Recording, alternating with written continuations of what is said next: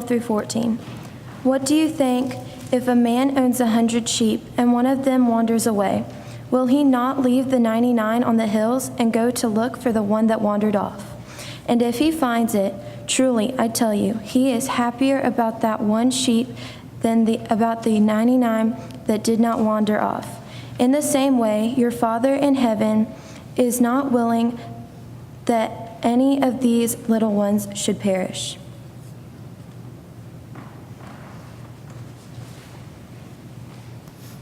Thank you, Mackenzie. We're in week 2 of a sermon series that we're calling Pixar in the Pulpit. And for those of you who weren't here last week to hear the explanation, Pixar has just sort of become synonymous with well-done children's movies that are now part of the Disney family. But these movies are equally beloved by adults and by kids. They have clever plot lines, wonderful humor throughout, and good lessons scattered throughout the stories. This week, we looked at a movie. We watched it, those of you who came here Wednesday night, and those of you who watched the DVD down at Town Village saw that we did a movie called Big Hero 6, which is one of, I guess you'd call it one of the lesser-known Pixar movies. It certainly isn't up there with Frozen or Finding Nemo or some of those kind of titles, but this is one that I like very much because I think it is so original in so many ways. This movie, I will try to summarize what is kind of a complicated and meandering plot line, but bear with me for a few moments as I catch you up to speed in review, or if you have not seen this movie. It's a story about 2 boys. One is a college kid. His name is Tadashi, and his little brother, Hiro. And they live in a fictitious city, which is a cross between Tokyo and San Francisco, and that doesn't really matter, except this is obviously a pretend story. These 2 brothers are very into robotics and science and technology. The older brother, who's in college, attends a school where he has been working with many of his peers to develop brand new inventions and designs. And when he excitedly takes his little brother, Hiro, to see what he's been working on, Hiro is surprised to see that it is a chest that when you say ouch, the top pops off the chest and inflates a giant inflatable marshmallow-looking robot who's basically a robot nurse. And he addresses your health concerns, can give you bandages, has defibrillators on his hands if necessary, and so forth. And I think Hiro is a little surprised that this isn't something that he would think as a 14-year-old was a little cooler than that. But Tadashi says, no, this is the goal here is that this invention can help thousands and thousands, if not millions of people. Well, Hiro comes around and realizes that this school that his big brother goes to is pretty cool, and since he's a prodigy himself, the professor at the school says, why don't you apply as a 14-year-old? You might be able to get in, and the way to surely get entrance into the school is you need to enter into this robotics competition, and if you impress people, hey, you might get invited to the university. So he comes up with this invention that he calls microbots, and he presents it at this science expo. After the expo is over, Hiro has wowed everybody with his invention, and everybody's very impressed, and the building is cleared out, and then we hear some people running out of the building saying, fire, fire. They look back, and the building's on fire, and they say, Professor Callahan is still inside the building. Well, without even thinking for a split second, Tadashi turns, and he goes bolting back into the blazing building, and just as he opens the door, there's this massive and terrible explosion, and he perishes in the explosion. Hiro is distraught and in deep grief after this whole ordeal. And his brother's friends come and they try to cheer him up to no avail. And then he stumbles in his room one day, falls down and says, ouch. And out from the corner of the room, this trunk opens up and Baymax, the name of the inflatable robot marshmallow nurse, pops out of the box, comes over, and he realizes quickly that Hiro's problem is not a physical concern, but an emotional health issue. Well, they go on and eventually have a series of adventures, including the point where Hiro decides that he is going to redesign Baymax's costume, and instead of just having a puffy vinyl marshmallow exterior, he's going to put armor on him, and they're going to be outfitted like superheroes, and they're going to go after the villain in the story. One of the things that Baymax has on his armor is he's got this gigantic fist, which there's a cute scene in the movie where little Hero's fist comes up to this giant boxing glove of a fist kind of thing on Baymax, and they give each other a fist bump. But we also find that this same fist is used, it shoots off of his arm like a cannonball and can be used as a weapon. And so we have some back and forth in the story at this point. Do we use our gifts and technology and things like that for the betterment of our lives and the people around us and humanity, or is it better for self-serving things or monetary gain or weaponry? So this is a sub-theme in the story, but eventually the story comes to a conclusion where, and again, it's a Pixar Disney movie, so I don't feel like I'm spoiling anything too much by telling you there's a happy ending. But at the end of the story, we find that the bad guy has been caught. Hero and Baymax emerge as the superheroes who apprehend the bad guy. But then there's this portal, and it's been used in a time travel experiment.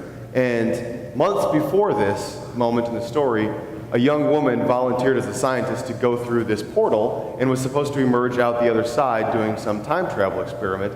But we learn that the experiment was conducted far too early and that she gets trapped in hyperspace. And so she is back in there, and Baymax uses his health screening to screen this portal and realizes that there is this life form beyond. So Hero jumps on Baymax's back and they shoot into the portal. Without even thinking about it, they go to rescue this young woman named Abigail, who's trapped in hyperspace. They rescue her and they're bringing her back out of the portal, and just before they get to there, Baymax's batteries die. And he says, "We don't have enough to make it through together." And Hero says, "This is it. This is the end. This is how it all ends." And Baymax says, "There is a way." And he says, "Hold on to my fist." And with his last remaining bit of battery, Baymax shoots Abigail and Hero back through the portal with his fist. And the last scene that you see then is Baymax, the nurse robot, going backwards, blasting into this ascent into an abyss. And he says as he's going, "Don't worry, Hero, I will always be with you." Now, it's amazing how emotionally invested you can get in a marshmallow-like cartoon robot after 90 minutes of this plot line. But you're fighting back tears at this point in the movie. And as I was considering all of the different themes that could be pursued, and even all the biblical themes, I went back to this moment in the story. And I know it's the very ending, and it's the climax of the story, so maybe that's a cop-out on my part, but it's the part that's the most touching. And I immediately went to where Jesus talks about examples of good shepherds. He talks about shepherds several different times. We find it in Matthew and in Luke and in John. In the Matthew text today, there's the story about the good shepherd who would leave behind the 99 to go out and search on the hillsides of the one who is lost. Now, normally when I approach this story, or when I preach it, I'm thinking about how we are like the sheep. Are we in the 99 or are we the one? If we're the one, what have we done to get ourselves into this predicament? Is it selfish choices? Is it just ignorance on our part? Have we just fallen away? What is it? But as I was thinking about this reading from the Bible and approaching it after seeing this movie, I started thinking more about the shepherd's perspective.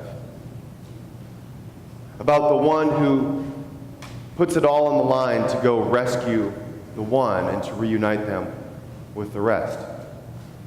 And how that kind of action is a learned behavior. See, now I've seen this Big Hero 6 movie twice in the last week, once with the church and once to study it in preparation for today. And I didn't realize the first time I saw the movie years ago that there's a parallel example between what Tadashi, Hero's older brother, does at the beginning of the story, and then what Hero does at the end of the story. I got so wrapped up in the moment that I didn't realize that he's actually replicating his older brother's behavior. His brother just went right into the building to try to save a life. Hero at the end doesn't think twice about diving back into this time travel portal if there's somebody that can be saved in there. And this is a learned behavior. This is something that is passed on to us. This is a mentoring kind of a role. I don't think Hiro takes that action had he not seen Tadashi do it before him. I don't think that we as the church know how to mentor and to care for one another in the way that the shepherd does if Jesus doesn't model that for us. One of the significant things about Christianity that sets us apart from other world religions is we have this story where it's not just a book fell down for us to study and told us about how we might live our lives. But we have Jesus who lives with us, not as God, but as God and human, fully divine. That's the traditional teaching of the church. And we have Jesus who models this for us. He's the mentor who says, I'm not just going to tell you, I'm going to show you. And when he tells this story about the 99 lost sheep, or the 99 sheep and the one lost sheep, he's telling his disciples, and he's also telling a group of Pharisees, and anybody who would listen. And the disciples catch on eventually, and they begin to pattern their lives after this kind of teaching. And then they show others, who show others, who show others, which is how the church gets born, and how we ended up here today. We can't overstate the importance of the mentoring portion of Christianity. We can't look at our lives and not see ourselves as some kind of combination of all the influence of the people who raised us, or who were when we were our most impressionable. I look at my life and I see a part of who I am that comes from my father, and a part of who I am that comes from my mother. I look at the influences of friends and other mentors and teachers and pastors and so forth. You do the same, and for those of you who have or are raising children, you see that too. I see my kids replicate some of the things I do and I cringe, and I see my kids replicate some of the things that I do and I say, well, okay. And we've all been there. You know what that's like. The mentoring piece is important. That is a part of our responsibility.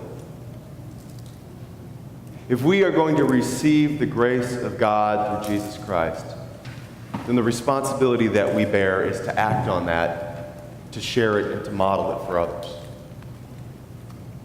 But sometimes that comes with sacrifice, which is the other part of that movie, plot line, where at the end, Baymax actually sacrifices himself. Tadashi, earlier in the story, sacrifices himself with the hope that somebody might benefit from it. Jesus, when we get to John, when he's talking about the shepherd, he actually goes to the extent that he says, and the shepherd lays his life down for the sheep. Now again, those of us who have grown up in Christianity, and that is a familiar turn of phrase, that makes sense to us. But think about Jesus' audience hearing this in the first century. What shepherd is actually going to lay their life down to protect a sheep? It's contrary to everything that you would think would be normal. But that's the point. Sometimes it's mentoring, sometimes it's sacrifice.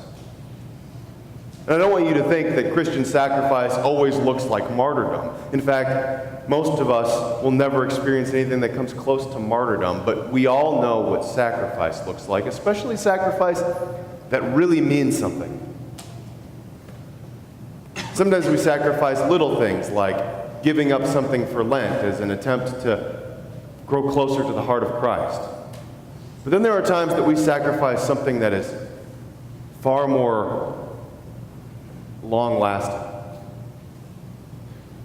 Sacrificing an opportunity to receive a promotion because we choose to do the right thing, or maybe it's whistleblowing at some point, or maybe it's giving up something that we could have so that somebody else might have something instead. Maybe it's a sacrifice that we make for our spouse or our kids so that their life or experience might be enriched by that. Maybe it's taking a risk and offering something of ourselves so that somebody else can live through a medical procedure. All of these things are sacrifices that we might make.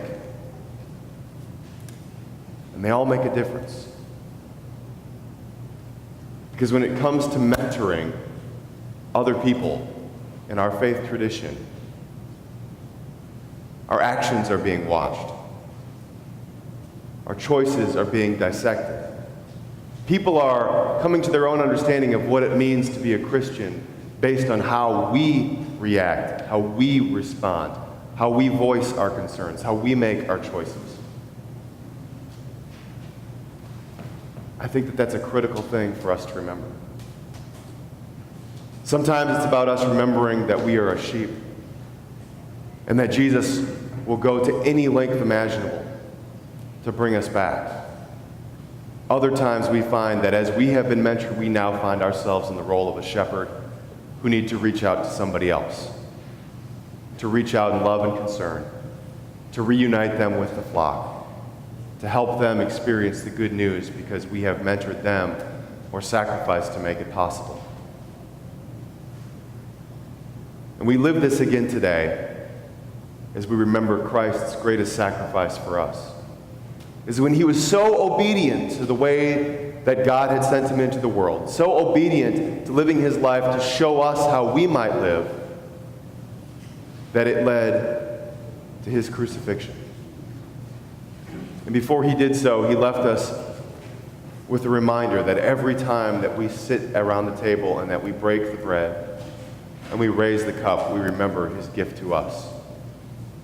But we do this in victory today because we remember that that was not the end of the story, but that on the third day there was resurrection. So let us gather now around this table as the community of the church.